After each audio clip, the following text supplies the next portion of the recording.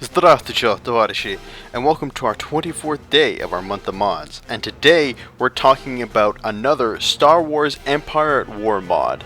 And it's mods like this that have made this series a really enjoyable experience for me.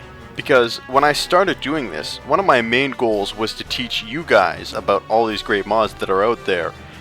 But by doing the research and taking your guys' recommendations, I myself also learned about some of the great mods that are out there.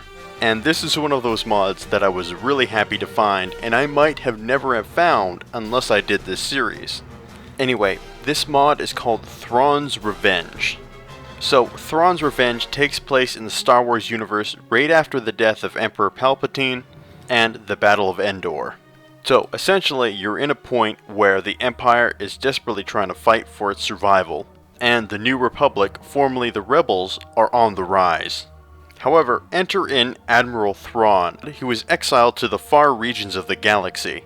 However, during his exile, he did not just sit idly, but instead spent his time building up a massive fleet, which has returned to, well, take revenge. Thus the title, Thrawn's Revenge.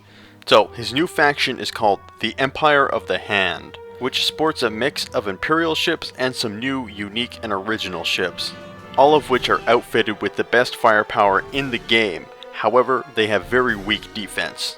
So, thus the stage is set for yet another epic conflict. And those foolish rebels thought they'd finally have peace once the Emperor was killed.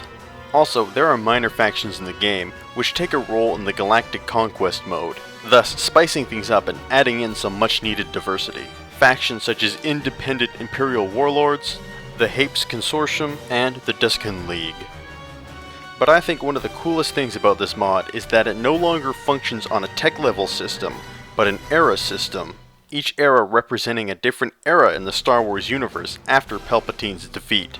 And there are custom galactic conquest scenarios to represent each era, and one that represents them all. And the way you progress through these eras is assassinating the Imperial leader at the time, because each era is represented by a different Imperial leader. And as the Imperial remnant goes through these eras, it becomes progressively weaker and weaker as its best talent is continually killed off. Well, at the same time, the New Republic gets stronger and stronger, with the Empire of the Hand playing the role of somewhat of a wild card, which creates a cool dynamic where the Imperial Remnant should try and remain in as early as an era as possible, and the New Republic should make an assassination bid as soon as possible. Or if you're playing in a scenario that just focuses in on one era, you're ensured that you're going to have a vastly different experience depending on which faction you play as. But in terms of the actual gameplay itself, there have been major enhancements. First off, the graphics have been very much so overhauled, especially in terms of the lasers and particle effects. Because Star Wars Empire at War was already a feast for your eyes, but Thrawn's Revenge takes that and makes it monumentally greater. So now, everything looks absolutely gorgeous.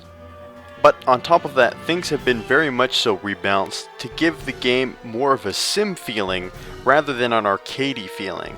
A lot of these come in the form of gameplay balances and tweaks, but there are some more visual elements to this as well, such as the fact that ships have been rescaled. So fighters look much smaller in comparison to their larger capital ships.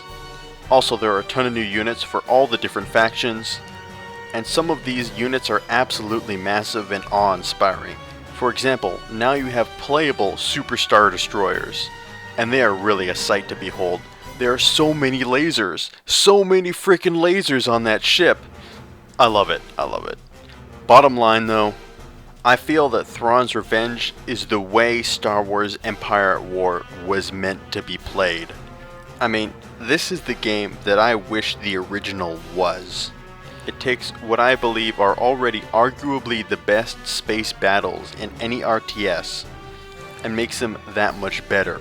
As well, the game moves away from the arcade camp and more towards the simulation camp, which is a welcome move for somebody like me. So this mod is a pretty easy recommendation if you own Star Wars Empire at War, because I feel that there was more content here in the expansion pack for Empire at War. and it improves far more aspects of the original game than Forces of Corruption ever did. With that though, that brings us to the end of this mod. So, I want to thank you guys for watching. This has been Joseph Vizranovic Stalin, signing off for now and saying I hope you'll join us tomorrow for another mod, and until then, you guys take care.